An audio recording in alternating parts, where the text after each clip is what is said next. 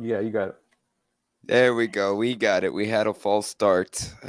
Joining us on the show, Dayon Dunlap. We had a false start when it came to starting Let's Rage Coogs, but this is Let's Rage Coogs presented by the Saxenian Family. My name is Andy Yanez, and we are off the heels of another Houston Cougars men's basketball game. This time it was in Kansas. The Houston Cougars, number 3 ranked Houston Cougars, went up to Wichita, Kansas, and came away with the victory over the Shockers. 70-61 was the final, but it was an uphill battle for the Cougars for a lot of the night, especially in regards to how really tenacious, how much effort, especially early on in the first half and even early parts of the second half when the Shockers went on a 10-0 run. Wichita State came in. You could tell that they had an extra juice about them when it came to this game, and it showed in particular when it came to a stat that shows a lot about effort, and that came to rebounding again early on in the second half. But joining me, as always, Kris Gardner of the Houston Roundbird Review, Dayon Dunlap. How are you two doing? I'm doing great, man. Trying to stay warm, waiting for the warm weather to come back into Houston here. But yeah, I'm doing great. We can talk about rebounding. I've never seen a Kelvin Sampson Cougar team be out rebounded at 1 point and a half, 13-2. Yeah, 13 yeah, to 2. That's effort. Wichita State, they beat the Cougs to loose balls. I mean, they outcooed the Cougs early in the second half. Then Cougs, Reggie Chaney. I know he yeah. fouled out, but Reggie Chaney made a big difference. He got rebounds, kept possessions alive for his teammates to knock down Honestly, buckets. He was crucial to this, but also down, and you guys know it, anybody watching the Cougs knows this also. Juwan Roberts got in foul trouble early, and him on the bench early second half had an impact negatively because for the first time in I think this season, the 4 guard, one big lineup didn't work. So, but hey, a win is a win. On to Temple on Sunday. Yeah, I'm doing good, and I mean, like Chris, both of you guys just hit on a lot of good points. To me, I mean, Wichita State, they look very comfortable early on in that game, along with the energy. They played smart, they played fast, they played aggressive, and a lot of that I think had to do with being at home. And Coach Simpson always referenced how tough it is to run a road game, and Houston showed their toughness down the stretch, led by their defense, and with Jamal Shed and Marcus and Jarris coming up big in the second half. And so it was a hard fought game. Much credit to Wichita State for competing like they did. Chris, I was just gonna say I couldn't agree with you more in regards to how important Reggie Chaney was to the game. Honestly, he was a player that I don't know if you could call him the player of the game, but he was really important in I terms said of so. just being able to change the dynamic of this game, especially in that second half. Because when Wichita State went on a 10-0 run, and a lot of it in the 10-0 run, 6 of those points came off of second chance points for the Shockers, which was huge. And Michael Jones, who's watching on YouTube, who's watching That's Rage, who's presented by the Saxenian Family on YouTube, agrees with you, Chris. I agree. Cheney was a crucial uh, point. He was a crucial player to changing the game. Now, going back to Wichita State in that 10-0 run, they built a 7 point lead. Like you said, at one point, I think it might have been around that stretch, they got 7 offensive rebounds on 9 misses that they had. And going back to something that Kelvin Sampson said I don't remember if it was the game before, it might have been a while back, but one of the key areas that he tracks, the goal for Houston is to rebound 50% of their misses. Mm-hmm. So looking at it from the Wichita State perspective, they rebounded 7 of their 9 misses at one point, which is just absurd. And that was a key reason why Houston was down, especially in the second half to Wichita State. And then Reggie Chaney went in. I know he had foul trouble, like you alluded to as well, Chris. And then ultimately he ended up fouling out. But that was key in that run that Houston was able to rally. And then that he got an offensive rebound, kicked it out to Jarris Walker for the corner 3-pointer, and that was ultimately the go-ahead basket that gave Houston the lead that it never relinquished to 57-54 at that point. And we saw Jarris in a matter of minutes do something that all of us have kind of like, come on, Jarris, shoot the ball. don't hesitate. He hesitated, previous shot, basically was shot clock violation. Next trip down, caught it, shot it, 3-pointer. Thank you, Jared. That's what the fans want you to do. Don't think about it. Don't hesitate. Let it fly. Trust your shot. He did that. He was big down the stretch as well. Rebounds, making shots, defense. Started slowly, 1 for 8 from the floor, but he finished strong. It just found a way to win. I mean, it wasn't pretty. Some fans are going to freak out. What is it about? They're struggling with these teams in the conference. Oh, woe is me. They're just not as good as we thought. All this kind of stuff. Wichita State played very well. Jaycon Walton was very good. The crowd was hyped. But the Cougs defense eventually wore down the Shockers. And the Cougs started making shots. Got the win. That's the bottom line. They got the win.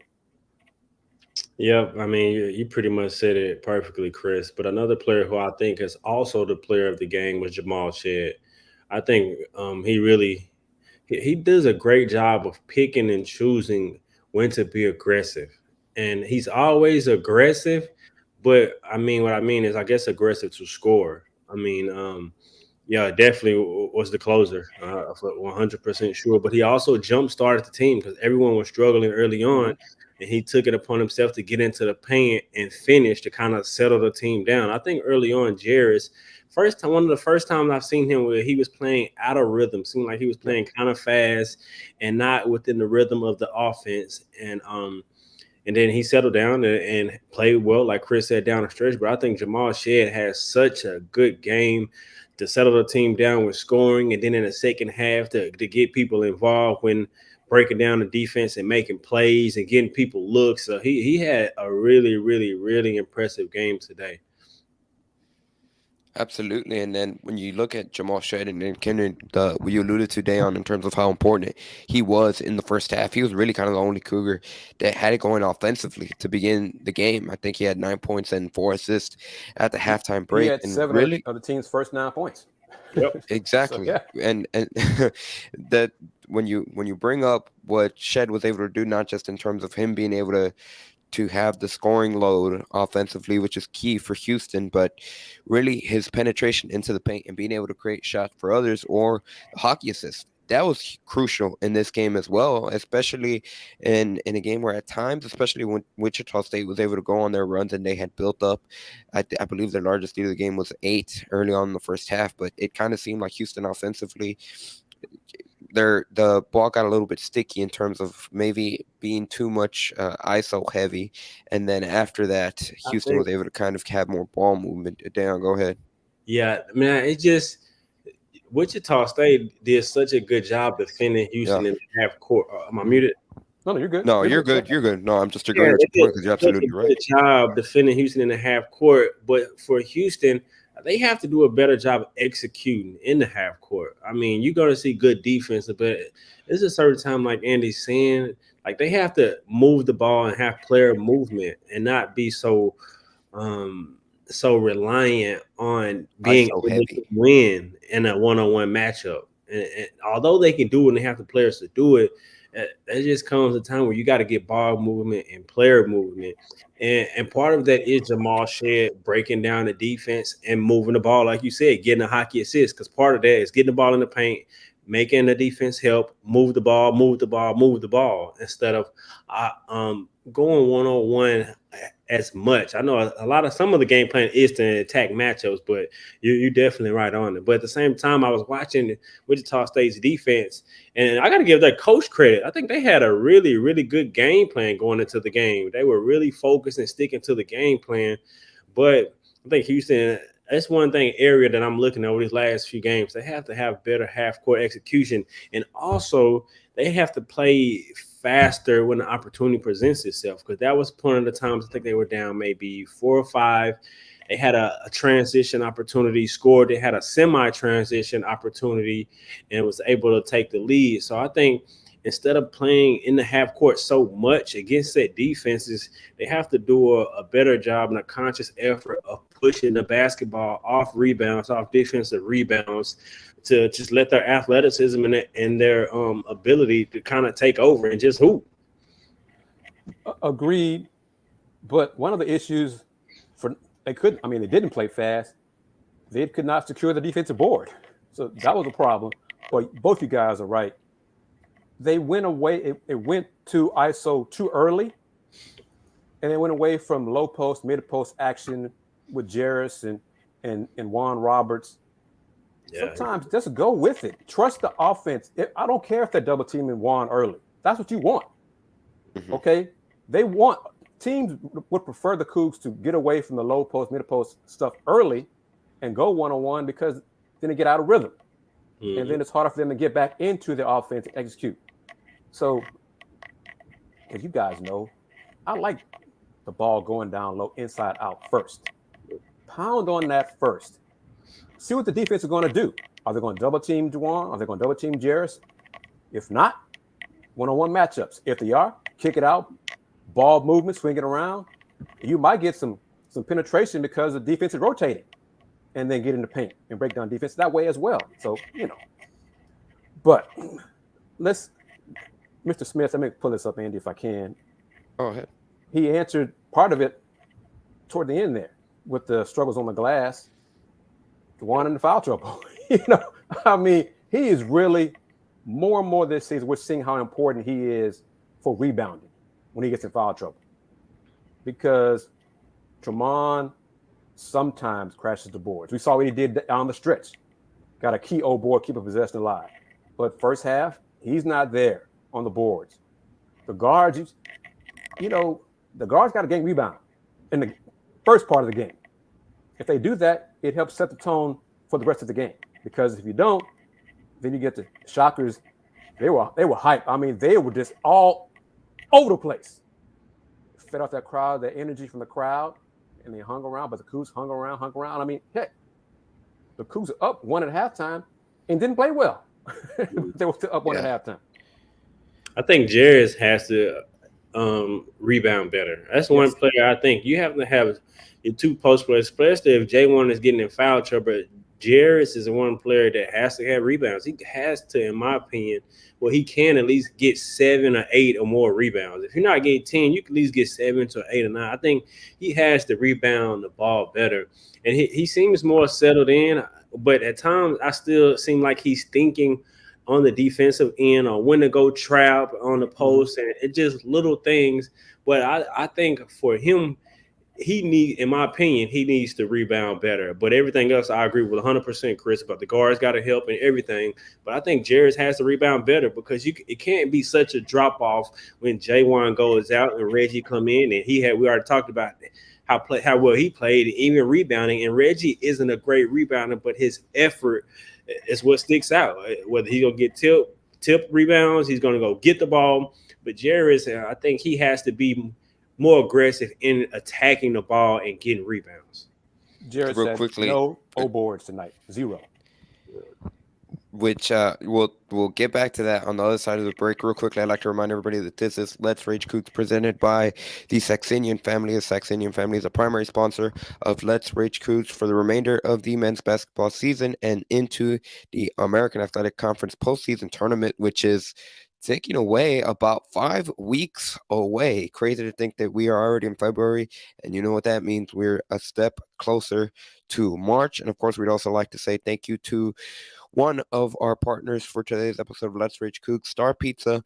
Be sure to visit them online at starpizza.net. Star Pizza is Houston's best pizza since 1976, and you can check out their online menu and even order online at starpizza.net. And of course, we also like to thank HOUNIL. Check out this message from Javier Francis and HOUNIL. Hi, my name is Javier Francis, and I'm partnering with HOUNIL. Hey, we need the fans to go to HOUNIL.com to subscribe to our player credit content. Supporting Cougar basketball helps us players stay among the top teams in the country. Once again, that's HOUNIL.com to subscribe. Thank you, and go Cougs.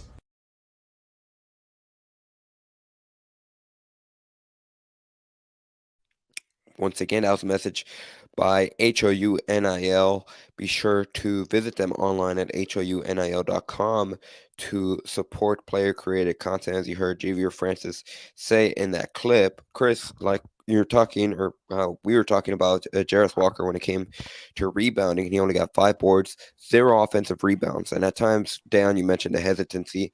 That's something where still you kind of have to attribute that to him being a freshman and maybe at times still trying to, maybe not second guess, but still trying to think before just necessarily just being reacting on the court. Now, one of the things that Juwan Roberts told reporters about 2 weeks ago, I think 2 weeks from this Monday, when it comes to Jareth Walker and rebounding, he agrees. He feels like his potential is sky high when it comes to rebound. He says right now he's probably averaging, today he had him closest to low end with 5 rebounds, but he's averaging roughly 7, 8 rebounds a game per contest. He says he can get those numbers up to 15 a game, is what Juwan Roberts said on the high end. But absolutely, there's still a lot left.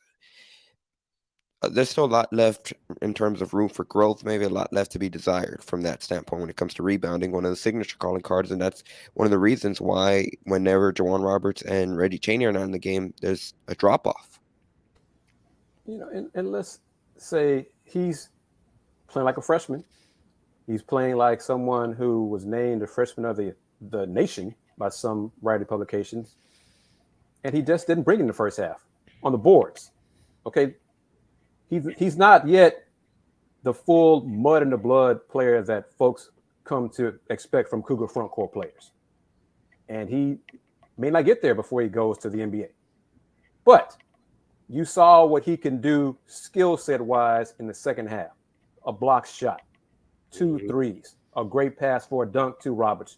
You put it all together. He played well in the second half. He made winning plays in the second half down the stretch. First half, he did rebound well. That part of the game, he needs to improve. I wanted to bring up this comment by Celtentian. Sorry, I'm butchering the name, but he says rebounding has been an issue this year. Has it been bad? No, but it just hasn't been up to the Houston Cougars standard, which is really, it's true. It is.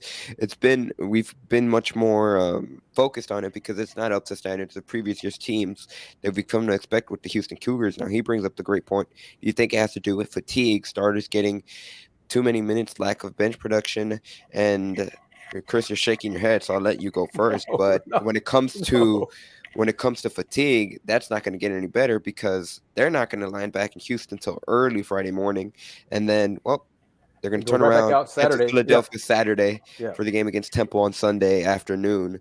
But Kris, you were shaking your head, so curious to get your thoughts on it. Rebounding is effort. Just bottom line, you box it out. Go get the ball. Sometimes the Cougs don't go get the ball. Jareth doesn't get the ball. Tremont doesn't get the ball. All those things were a problem, especially early second half. Were they fatigued the late second half? They played a lot of minutes, but they played harder, crashed. You saw Emmanuel Sharp dive on the floor for a loose ball, held ball possession. There was more of that down the stretch. They went and got the ball. They beat the Shockers to get the ball. That's what this team does not do enough of compared to previous Cougs teams. That's it. Coach Sampson has said he would like to play his bench guys more. Sometimes Coach doesn't trust them enough to do that. But hey, Terrence also hit a big corner 3. He's up and down. Emmanuel Sharp did not hit a 3 today, but he got some rebounds. He got a couple of rebounds that were huge. Yes, he went and got the ball. Quite good. Javier Francis. Javier is not good in space defending perimeter players like the other Cougs bigs are. So that's a problem, and that's why Coach doesn't want to put him out there long, because if teams go at him like that on the perimeter, Javier struggles with that. But rebounding is just effort. That's what it comes down to. Bottom line is effort. These guys are not going to be 7 feet tall. They're not going to grow the rest of the season or ever. Rebounding is effort. Box out, butt in the gut, ball hit the rim, go get it. Be first on the floor to get the ball. That's it. Yeah, I'm glad you mentioned size, because I think that plays a part in it. This is a smaller team. We start 2 power forwards and really only have 1 true center, and that's JVA. And he doesn't really play as much in another word you mentioned, which I'm glad you did, Chris, is trust. Coach Sampson, when you see if they're behind or the game is tight, in the moment Reggie's going to be on the floor.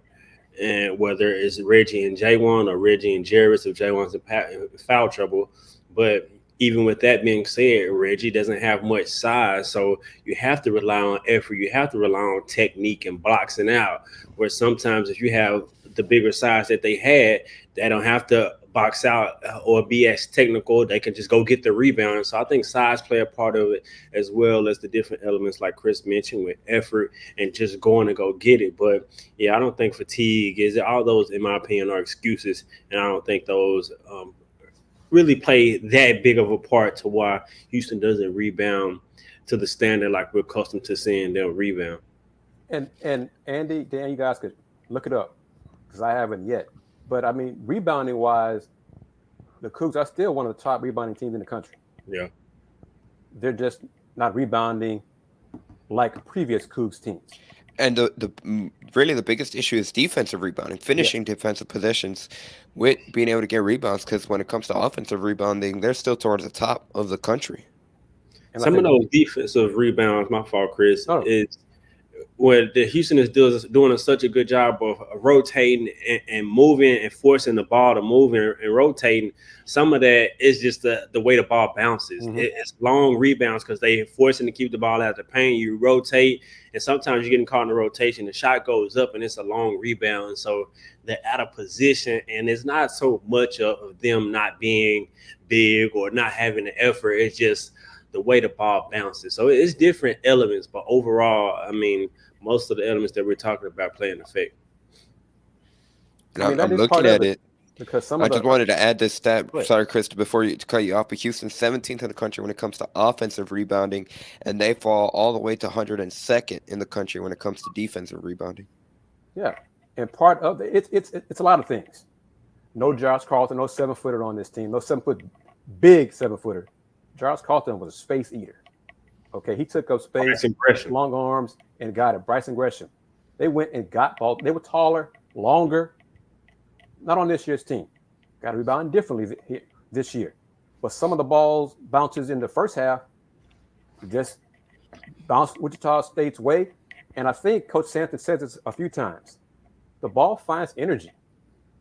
It just seems to find energy. And the Shockers had that energy first half and early second half. And the ball found them. Coogs down the stretch, the ball found them, and they went and got it. Not only does the ball find energy, the ball has energy. When you move the ball, normally that it results in good things. And so Houston did a great job down the stretch, just executing, attention to detail, and like Chris said earlier, buckling down on the defense. And I think I might have said this in our last episode, and defense is still the calling card from this program. I know we're harping on rebounding, but the defense has been top tier. It's been excellent, and that's something they can rely on, especially on the road where you get, or even when you get in the tournament. You know, shots aren't always going to fall, but they can rely on defense. Defense travels no matter where you are, what gym you are, what play you in, where you playing at. Their defense is going to travel, and they're going to be able to defend at a high level. And this is like one of the few games in recent, I don't know how many games they have, where all 5 starters are in double figures. Mm-hmm. Yeah. And that's different thing about this year's team than previous Cougs teams. I mean, it's just, as Coach Sampson says a lot to us, each season the team is different. And you'll see how the team plays out that particular season. This team has more balanced offense. Still good defense.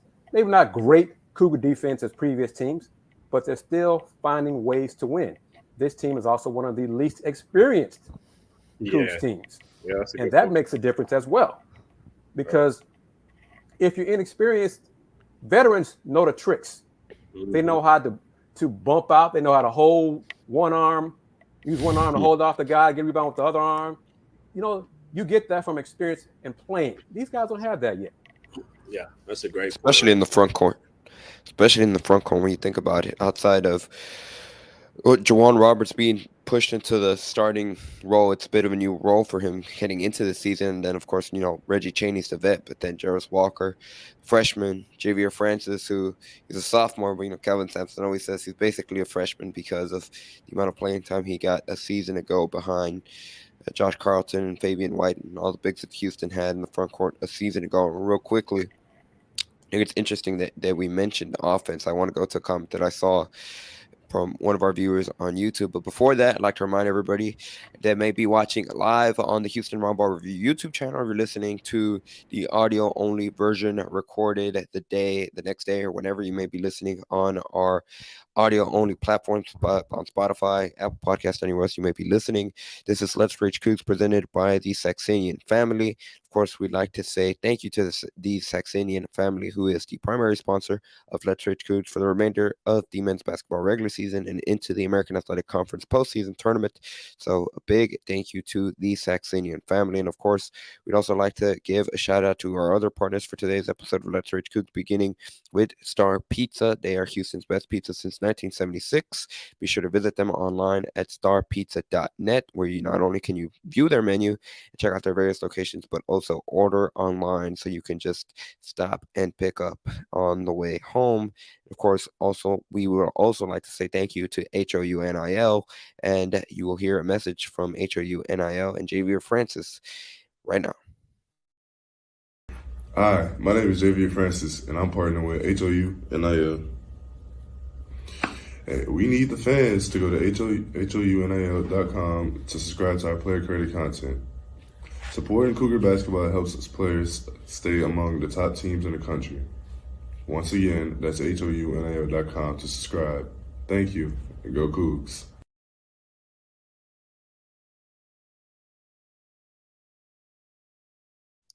Subscribing for just a little, or as low as just $20 a month, and you can do so at HOUNIL.com.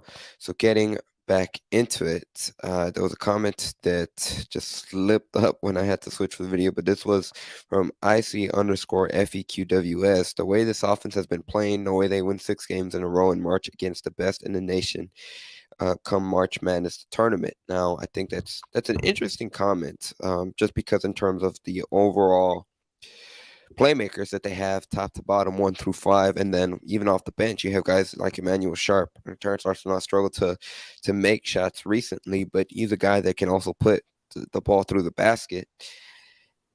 I think the biggest issue when it comes to offense, again, could just be when it comes to the ball being more sticky, but I'll let you guys have a crack at that. And when you guys think about maybe the offense not being good enough to play in the March Madness, to win in the March Madness tournament.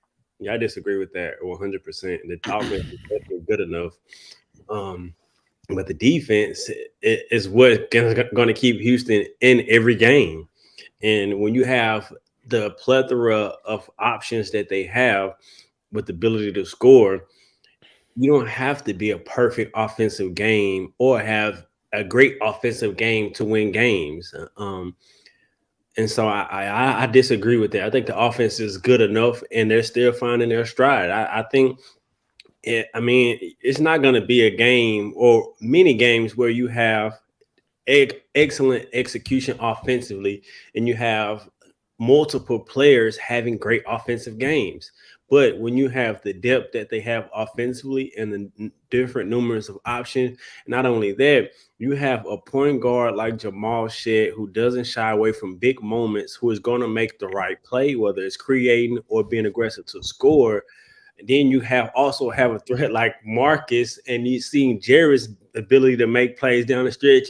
You have more than enough offensive weapons to win games. So, I disagree with that one for sure. Yeah, I disagree as well.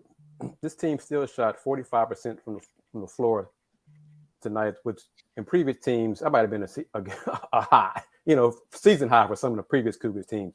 But this team has more. They still scored 1.1 and change points per possession in this game. Okay? It's just they're winning differently. And basketball is matchups. They're not a lot of teams that can match up with the Cougs' offensive weapons. Okay? Now, it'll be a question. There might be a handful of teams that are bad matchups for the Cougs. The Cougs may not face those teams in the tournament because those teams might lose in the previous round. It's just matchups. It's all about matchups. And this team has a chance, as good a chance as any. I mean, Coach Sampson, I think, has said, I think surprisingly more this season, that this team is a good team. He's mentioned that a lot. You know, he's quick to say it's not a great team. Mm-hmm. But he said many times, this team is a good team. There are a lot of teams that win the championship, and we're among them. We're good enough to do that. How often have you heard Coach Sampson say that? So this team is good enough to win the championship based on who they play. Hell, it's one and done. It's one and done 6 times, one and done. Survive in advance. They could win 4 games by a point. Get to the Final Four. We won't care about, man, if that, I wish they would have played better. They sure didn't play well. They didn't bring in an A game, but they're in the Final Four. Come on. And Win the first round will, game. Next. Oh, I will also say, if I can add something else about the offense, I think Jared is. I mean, we talked about this earlier, who we thought would be an X factor, but I'm noticing of recent, and I'm sure Coach Sampson would agree. I would love to get his opinion that Jairus is not only a matchup nightmare for opposing teams because his versatility, and he's a great 2-point scorer, intermediate 2-point scorer. He has a great floater, especially for his size. And normally, his size players focus on getting all the way to the rim, but he has such a great intermediate game. But I think Coach Sampson is realizing the importance of Jairus being effective offensively and how it affects the team in a good way and opens up the floor. So I'm seeing more of a conscious effort now that Jairus, him, is more comfortable and more confident and attacking and just playing at the college level. So I think as they continue to focus on getting him touches and getting him the ball, he's going to be an important piece offensively for Houston to go on their run in a tournament like we're talking about. I'm not saying that he has to score a high number of points. He just has to be effective. And whether he draws double teams, make the right plays, just impact the game offensively because he's such a good, versatile offensive player. and I will say, just in terms of for the lack of how young the team is, especially again when it comes to some of the key players that they're relying with, whether it be Jarris Walker, the freshman, they're still really good defensively when you look at the numbers. I know occasionally there'll be stretches when they will give up open shots and they'll just have lapses, but overall, they're still, when it comes to field goal or for opposition field goal percentage, they're still second in the country. They're still, I think, overall, UNT just surpassed them when it comes to fewest points allowed, or the fewest points their opponents are scoring per game by like 0.2, but it's like 54 points a game. And you saw it against Wichita State. Even though Shockers had some success, the Cougars were able to kind of find a switch, for the lack of a better way to describe it, and kind of hold them down. Even going back to the game they lost in the American Athletic Conference, the only game they've lost against American Athletic Conference opponents, against Temple, they nearly pitched a shutout for the last 7 minutes of the game, holding them to no field goals and to they held them to no field goal and just 1 point in the final 7 minutes of that game. And despite of how bad offensively they had against the Owls, they were right there at the very end with a chance to win the game. And that's something that come March, that's really, really huge for a team, regardless of who it is, regardless of what kind of offensive night. Like they scored 55 points against Temple, and they could have walked it off and won it with a layup at the very end. Off a great play. A great out-of-bounds play that just bounced off. Despite missing 10 free throws, they still had a chance to win that game. So I want to get you guys thoughts on it about Marcus Sasser, Jamal Shead. Marcus Sasser has a great step-back shot. I think that's better than Jamal's. I think his handles overall are better than Jamal's. But Jamal goes to that right hand, and I think he's a little bit stronger than Marcus when it comes to finishing through contact. A little bit. It's not a space issue. I think Marcus gets space over his defenders with that quick handle, step back, pump fakes, whatever you want to use. But Jamal may have him just in a little bit when it comes to strength and finishing through contact. That's it. Jamal does a great job of setting up moves too. Mhm. He's such good going right, but he also can go left. Like he goes left willingly, and he does a good job of keeping the defense off balance and reading the defense and just attacking. Like, man, I really love Jamal's. Jamal's game. And Marcus did a great job today too of not settling for the three when it wasn't going. He started to attack attack the paint, get inside and finish, get himself to the free throw line. And so, man, his admiration of just being more than a 3-point shooter, I can't talk about it enough. And that's only going to bode well going into the tournament. And so, I mean, those two guards, I think they complement each other just so well. Their chemistry, especially in transition, is so well. But Jamal, man, when he gets to that right hand, you're in trouble. And let me say, Jack Cox, he joined us late, but yes, Reggie Chaney was huge down the stretch. For the huge, great defense, crashed the boards, helped bring the Cougs back on the board because they were getting just thrashed early in the second half on the glass, and Reggie narrowed that deficit for the Cougs. So kudos to him for the effort. Mm-hmm. The Cougs missed 6 layups. They were 9 for 15 on layups. That's another thing. Yeah, Make those that comes back in the lead. It's bigger, So I mean, right. it's little things here and there. And I keep saying this: we're going to see it again Sunday against Temple. Conference opponents, they know what you do. Yeah, much better than conference opponents. Who will the Cougs face in a tournament, NCAA tournament? Non-conference opponents. Okay, so and teams that usually outside of really the first round and maybe the switch from second round to Sweet 16, they'll probably have like a day to prepare for the Cougars or 2 days. And another point, a different beast. Another point that Chris always brings up, and which is a great point, is being familiar playing Houston once. When you play Houston once, you get accustomed to how they play. It's a difference between playing them for the first time. Right, for sure. I mean, this team tonight, they shot 7 for 20 from 3. That's 35%. That's solid. Mm-hmm. Okay, they missed 6 layups. I mean, so it's little things that they're not doing. We could overanalyze every little part of this game, every little part of this team. The 9-1 in conference, they are either 21-2 made free throws, being 10-0 in conference. Temple missing 2 more free throws because they were 20 for 22 in that game. Making a layup. Make a layup. The very end. So I'm not saying this team is not perfect. Trust me, I know this team has some flaws. But this team is finding ways to win. And that's the thing that impresses me the most about this team, because I think they have a lot of talent, but the inexperience does rear its head in certain spots, but they're still finding ways to win. So let's enjoy this ride because it might last a long time. Even if they go back to it. 4 1-point wins to get to the Final Four. Final Four is in Houston. They could ride the emotional wave or be too much pressure once they get here.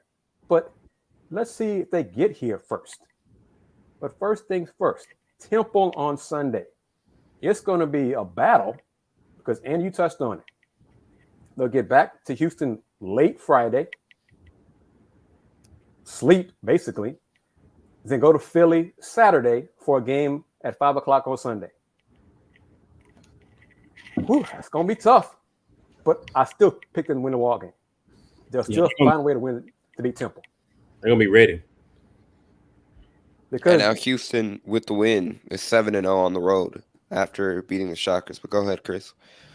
And the short turnaround is kind of beneficial because they're facing Temple for the second time. Not much needs to be said by the staff. You know what they do. You know we didn't do well. Let's go do what we didn't do well Sunday. We'll win this game.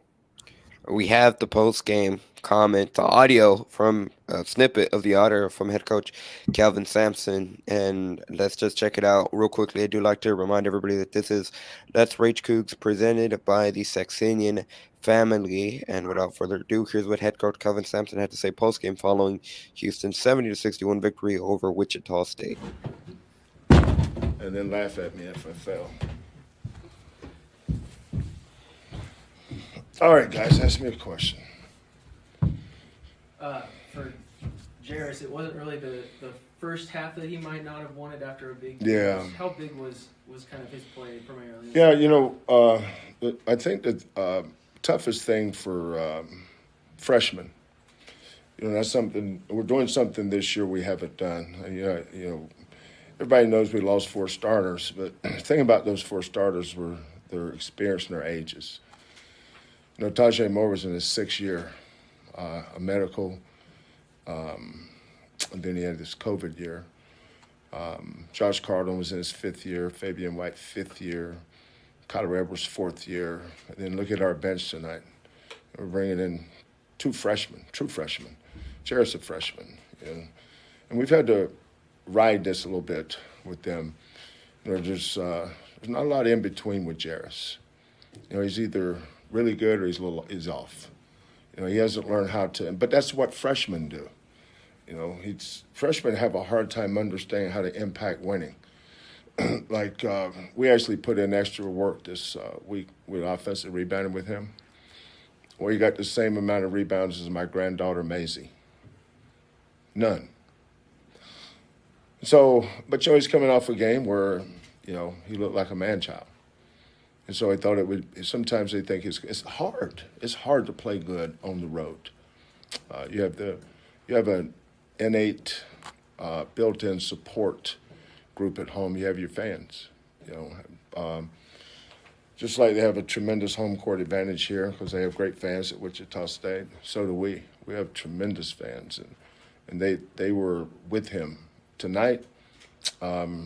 He struggled. His decision making was poor. His rebounding was poor. I thought his toughness wasn't where we needed. But we seem like we're climbing uphill a lot. And give Wichita State credit, they played well. The Walton kid played good. Isaac, once we got in foul trouble, he started driving the Rojas kid, and he was getting to the foul line. So I thought Wichita State, they competed.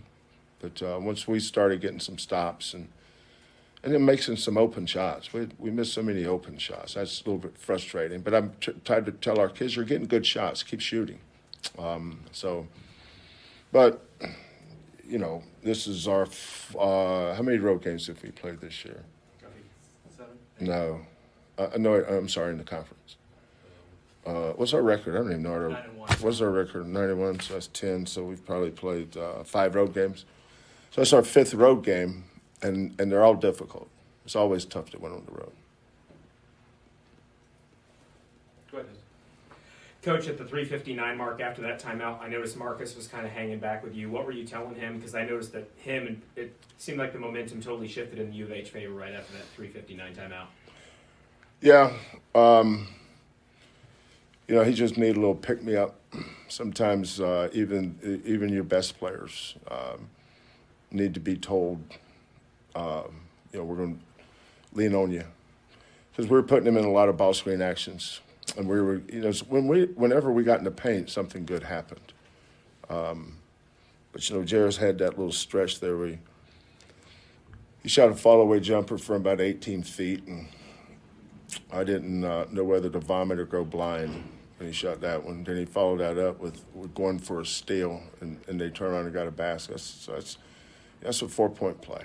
We kept doing that. We kept doing dumb stuff. Oh, once again, that was Houston head coach Kelvin Sampson. Clip got cut off at the 4-minute, 10-second mark, but that's a issue for another day. But we'll talk about a lot of things where he discussed in particular with Jairus Walker and his offensive rebounding effort, which was kind of the highlight of that clip right there. And Kris, I'll go to you first. Jarris Walker and Kelvin Sampson's granddaughter Maisie had the same number of offensive rebounds. We touched on it minutes ago in Let's Rage Coogs. Jarris, his old board total, all of us, me, you, Dayon, Mr. Smith, Jack, everybody watching Let's Rage Coogs right now had the same number of old boards as Jarris did tonight. That's not a good thing. He has to do better crashing the old boards. He has the God-given. That's when we go back to effort. Yeah. He's got the talent, the build, the physical makeup, the size, all those things. Offense rebounding truly is effort. You team miss a shot, you miss a shot. Go get the ball. You go get it. He didn't do that tonight. His one biggest, he had a few other shaky moments, but the 0 offensive boards, that really stood out. Yeah, and also what stood out, what Coach Sampson talked about, which we talked about, was the youth, the lack of experience, especially coming off the bench from players.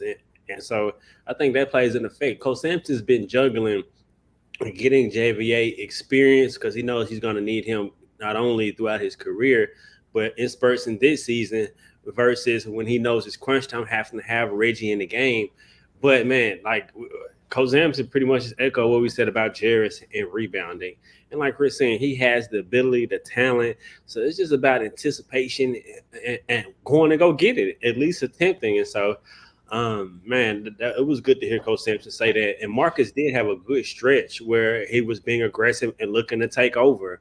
And his part of that stretch helped get Houston back in the game and eventually take a lead. So the way Jamal was able to steady the ship early on in the game and then keep it afloat and make sure it's throwing in the right direction to end the game, then Marcus in the midst of that was able to make a few plays and keep Houston the momentum from slipping fully out from out under them and keeping them in the game.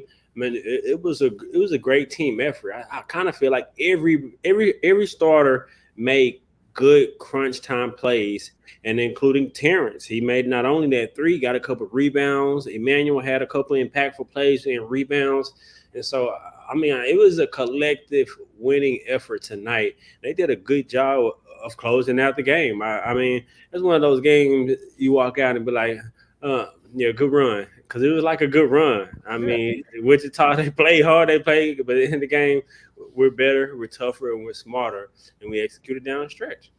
And that's, I think, a quote that I've seen on Twitter from James Mueller from the audio that UAT sent to us. Basically, it said, Coach Sampson said, our winning DNA kicked in. Exactly. Mm-hmm. This team knows how to win.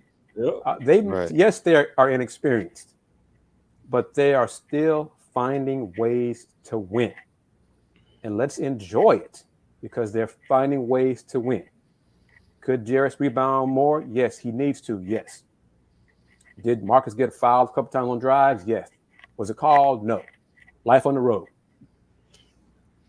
The Cougs still found a way to win. And I think that really gives a credit to a lot of Houston's mental toughness where, like you said, whether it be foul calls not going your way, whether it be being on the road, being in that hostile environment, being down multiple times during this game and against a Wichita State team that really was killing you when it came to those effort plays. One thing that Kelvin Sampson said a while ago, there's not a stat that really highlights effort just like offensive rebounding. And Wichita State had the edge. But when it came to crunch time, when it came to the final 4 minutes of the game, it just seemed like Houston had an extra gear. And Kris, like you said, they found a way to win, and they executed down the stretch, and they got out of Kansas with a victory. And now, like Kelvin said, they're 7-0. They're 7-0 on the road overall, but now they're 9-1, or they're, let me get the right conference record correct. They're 9-1 against American Athletic Conference opponents, which, I mean, that's a testament to how much mental fortitude this program has. We got to give more credit to Coach Q, Coach Connors White, and the work he does with the guards. Mm-hmm. I mean, this team has been a guard-driven team from pretty much throughout all their success, and he's one of the assistant coach who works primarily with the guards when watching film, just helping them grow and keep them. I think he doesn't get enough credit from us and bringing his name up enough to give credit on how he's helping keeping the guards poised, help keeping them grow, just all the things of with what the guards do, how they continue to develop. That's the word I'm looking for. We got to give him his credit because he does an outstanding job, not only working with the guards, but developing them. And I watch him on the sideline, pulling certain guards aside, talking to them within the game. And you can I can ensure that he's having an impact not only on them, but the team as well. Houston outscored Wichita State 19-7 in the last 6 minutes. And I think 5 different Coogs scored those last 6 minutes. Jarris, three-pointer. Jarris, three-pointer. Jamal Shed, layup. Jamon Mark, three-pointer. Juwan Roberts, dunk. Marcus Sasser, 2 free throws. Jamal Mark, 2 free throws. 5 different guys scored in those last 6 minutes. Winning basketball, man. Find a way to win. Balanced scoring, winning basketball. They made plays.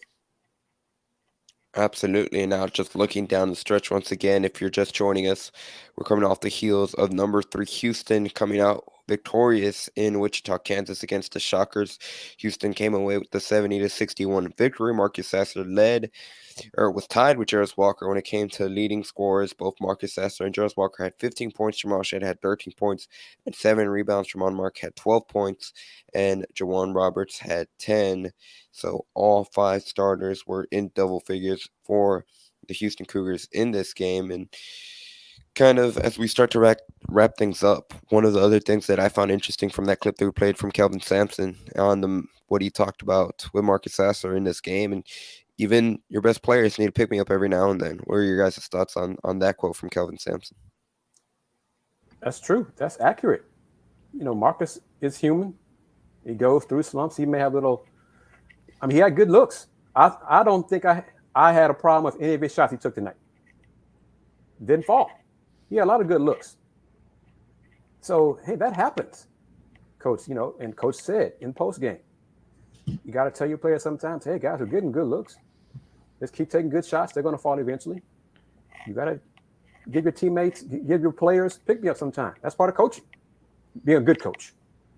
Yeah, I think over the last 2 games, Marcus hasn't had his best game. So I think Coach Sampson just realized, like, hey, we're going to ride you in a minute. Ride you during this stretch to not only get you going, but to get us going.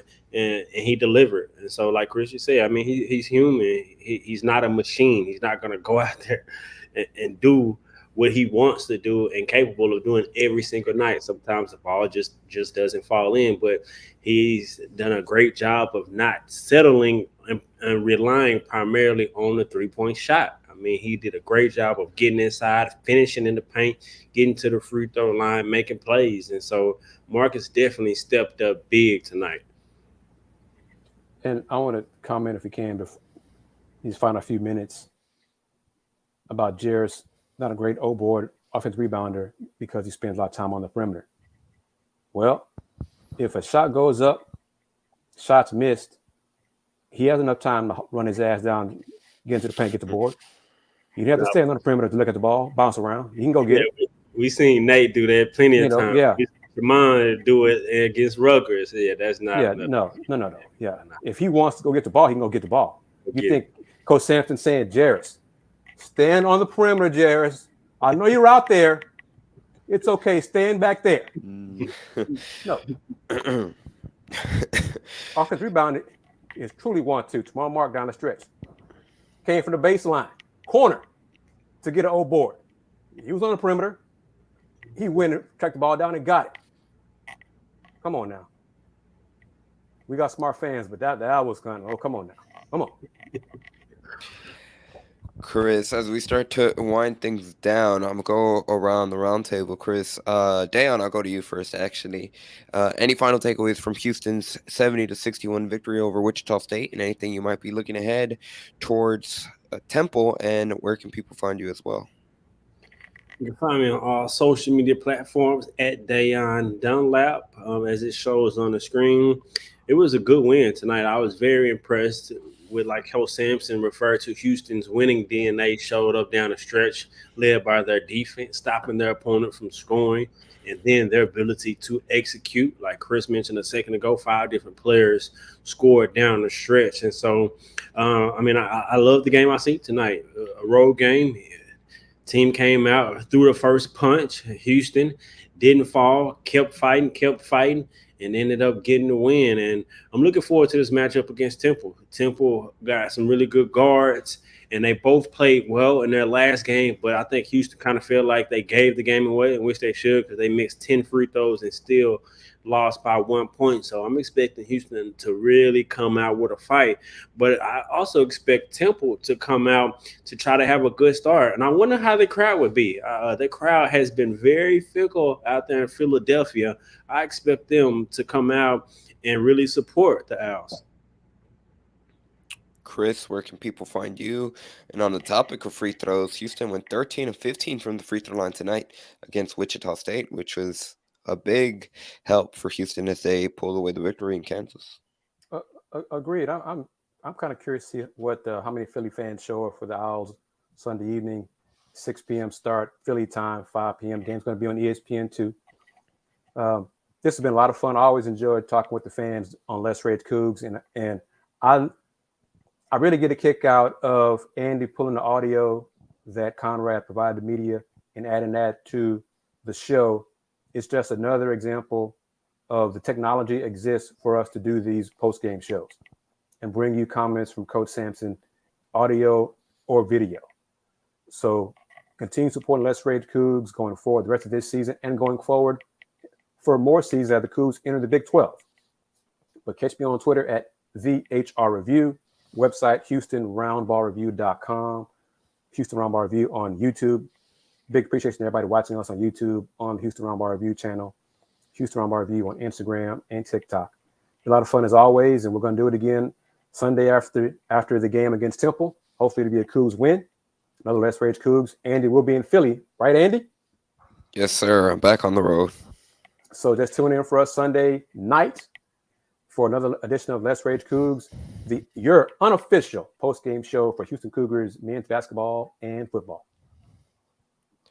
I'm back on the road, but one of the reasons we were able to do Let's Rage Cougs right after the game, or real shortly thereafter, because we didn't have to worry about any videos and stuff like that, which makes it really cool. And something that I've noticed when it comes to this specific episode of Let's Rage Cougs following Houston's win over Wichita State, we had I don't think it might be the top that we've had when it comes to live audience. We had a really good turnout when it comes to people that were tuning in live, which this is the first time that you stumbled across Let's Rage Cougs. We thank you for being able to check us out. If you're a returner, we thank you as well for the consistent support, and we can't do it without you. So please be sure to hit that like button. Please be sure to hit the subscribe button here on the Houston Roundball Review YouTube channel if you're watching live on YouTube, and as well as us personally, be sure to follow us on Instagram and TikTok on Let's Rage Cougs, just as you see it on the screen. It's all lowercase, no any added special characters, just Let's Rage Cougs on Instagram and TikTok, and of course follow us on Twitter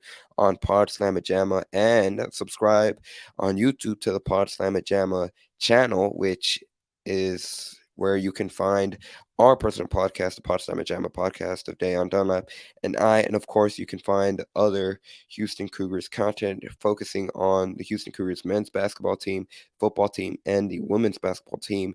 If you joined us late and didn't catch the Kelvin Sampson clip, you can go over to the YouTube channel now and catch that same clip and watch it and play it back. And of course, you can have content from the football team. Dana Holgerson spoke to reporters yesterday, and that's been up there.